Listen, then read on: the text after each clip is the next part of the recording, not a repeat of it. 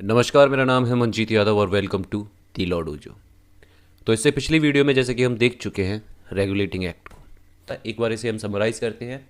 हमने देखा कि ब्रिटिश ईस्ट इंडिया कंपनी ने ये जो रेगुलेटिंग एक्ट लाया वो क्या था। वो फर्स्ट स्टेप टुवर्ड कॉलोनलाइजेशन, और जो वर्ड उन्होंने दिया वो था फर्स्ट स्टेप टुवर्ड सेंट्रलाइजेशन।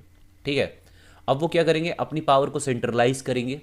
ठीक है, centralise towards whom, centralise towards the British government, not towards the British East India company. ठीक है, अब उसके बाद रेगुलेटिंग एक्ट 1773 में क्या चेंजेस लाए गए थे। जो गवर्नर जनरल ऑफ बंगाल बनाया गया। ठीक है, उसके बाद बॉम्बे और मद्रास को सबॉर्डिनेट किया गया।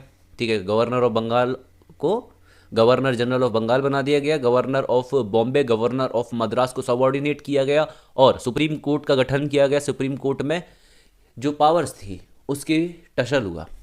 ठीक है, सुप्रीम कोर्ट की जो पावर थी उसकी जो पावर्स को अच्छे से डिफाइन ना करने की वजह से एक टसल क्रिएट हुआ between the governor general of Bengal and supreme court के चीफ जस्टिस के बीच में।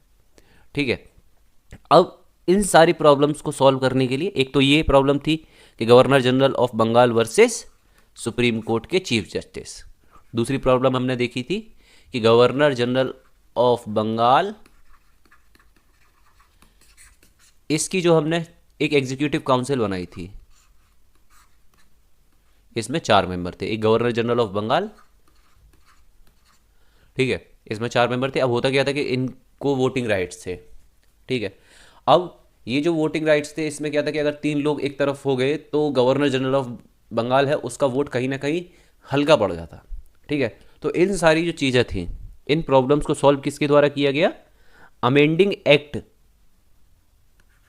अमेंडिंग एक्ट 1781 के द्वारा। ठीक है, अब ये सारी चीज़ हमने समझी। ये पहला स्टेप था टुवर्ड्स सेंट्रलाइजेशन। रेगुलेटिंग एक्ट 1773 जो था वो पहला स्टेप था टुवर्ड्स सेंट्रलाइजेशन। ठीक है, अब हम आगे चलते हैं और देखते हैं पिट्स इंडिया एक्ट को। ठीक है, पिट्स इंडिया एक्ट ये पहला एक्ट था, ये पहला एक्ट था जिसमें ब्रिटिश ईस्ट इंडिया कंपनी की जो टेरिटरी थी, ब्रिटिश ईस्ट इंडिया कंपनी ने जो टेरिटरी होल्ड कर रखी थी उसे as a British possession denote किया, एज अ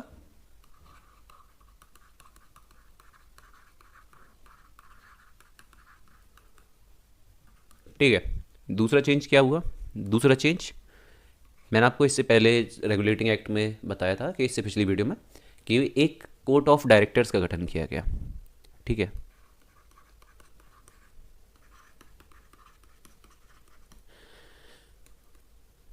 ये क्या करता था, ब्रिटिश ईस्ट इंडिया कंपनी के जितने भी कामकाज थे उन्हें संभालेगा कौन, उन्हें उनके कहीं ना कहीं देख रेख कौन करेगा, कोर्ट ऑफ डायरेक्टर। कैसे ब्रिटिश ईस्ट इंडिया काम कर रही है।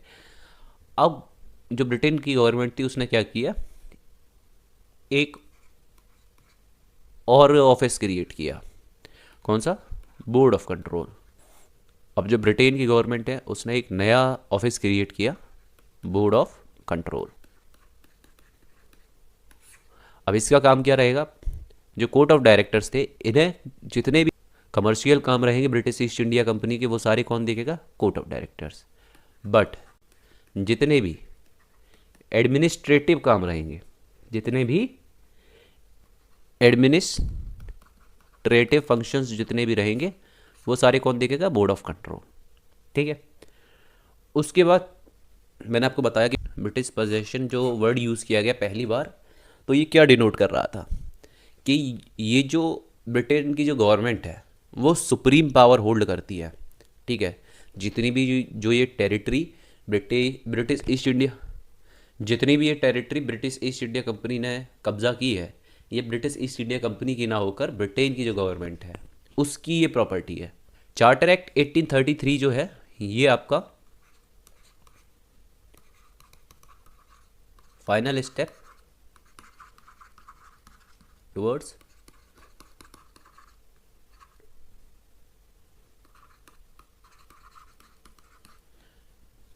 ये फाइनल स्टेप टुवर्ड्स सेंट्रलाइजेशन है। जो चार्टर एक्ट 1833 है ये फाइनल स्टेप है। स्टार्ट कहाँ हुआ? जो फर्स्ट स्टेप था वो 1773, फाइनल स्टेप कहाँ पे है? चार्टर एक्ट 1833 कि British East India company only administrative body हो गई। अब जो ब्रिटिश ईस्ट इंडिया कंपनी पहले एडमिनिस्ट्रेटिव और कमर्शियल दोनों फंक्शन देखती थी, ठीक है। हाँ ठीक है, बेशक जो बोर्ड ऑफ कंट्रोल का गठन कर दिया गया, ठीक है, कोर्ट ऑफ डायरेक्टर्स बना दिए गए, बट एट द एंड जो इन इंडिया, ठीक है, इंडिया में जो फंक्शंस हो रहे थे उसे कौन देख रहा था? वो तो कहीं ना कहीं पूरे के पूरे ही हाथ में थे ब्रिटिश ईस्ट इंडिया कंपनी के, ठीक है। बेशक वो on the trust of Britain crown वो वर्क कर रहे थे, but now they will function completely as a administrative body. अब उनके कमर्शियल जो पर्पस थे जिसके लिए वो 1600 में इंडिया आए थे, अब उनको ख़त्म कर दिया गया। अब वो कंप्लीटली एडमिनिस्ट्रेटिव बॉडी के तौर पे ही काम करेंगे, ठीक है। एक तो ये चेंज आया, ब्रिटिश ईस्ट इंडिया कंपनी अब केवल एडमिनिस्ट्रेटिव बॉडी बनकर रह गई।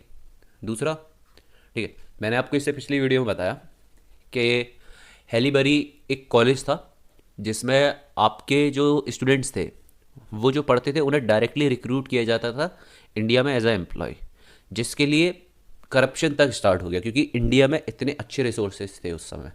जो यहाँ पे लोग ब्रिटिश ईस्ट इंडिया कंपनी के एज अ एम्प्लॉय यहाँ पे रिक्रूट होते थे वो उस समय के सबसे अमीर लोगों में शुमार होते थे। तो बहुत से लोगों ने क्या किया, करप्शन तक स्टार्ट किया। अब जो एग्ज़ाम्स होते थे ना सिविल सर्विसेज के लिए, अब उन्हें अटेम्प्ट किया गया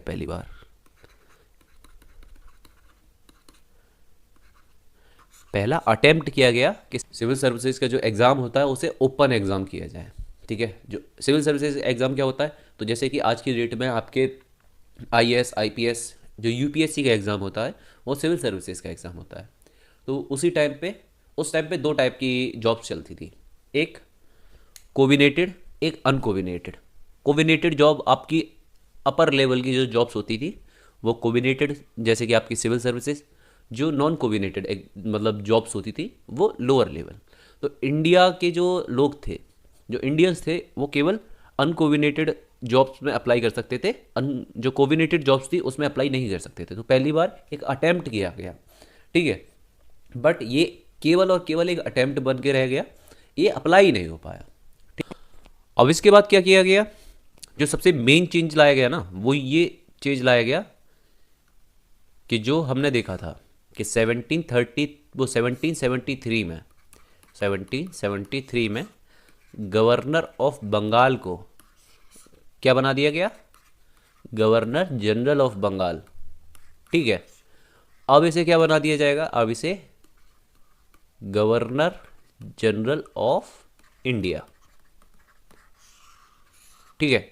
तो सबसे मेन चेंज जो लाया गया ना 1833 के चार्टर एक्ट में वो ये लाया गया कि गवर्नर जनरल ऑफ इंडिया की जो पोस्ट बनाई गई, ठीक है, जो गवर्नर जनरल ऑफ बंगाल था ना उसे हटा के गवर्नर जनरल ऑफ इंडिया की पोस्ट कर दी गई।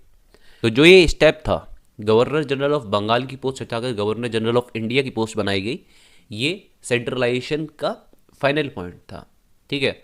अब इसके बाद जो पहले गवर्नर जनरल ऑफ इंडिया बने वो आपके लॉर्ड विलियम बेंटिक बने, ठीक है। तब हम बात करते हैं चार्टर एक्ट 1853 की। तो पहली बार क्या हुआ कि पहली बार इंट्रोड्यूस किया गया किसे? ओपन सिविल सर्विसेज एग्जाम्स को।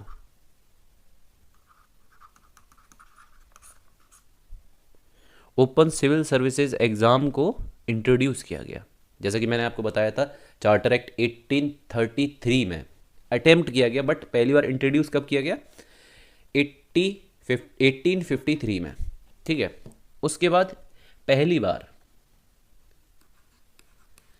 जो लेजिस्लेटिव फंक्शंस थे और एग्जीक्यूटिव फंक्शंस होते हैं उन्हें सेपरेट किया गया, ठीक है। धन्यवाद, मिलते हैं अगली वीडियो में।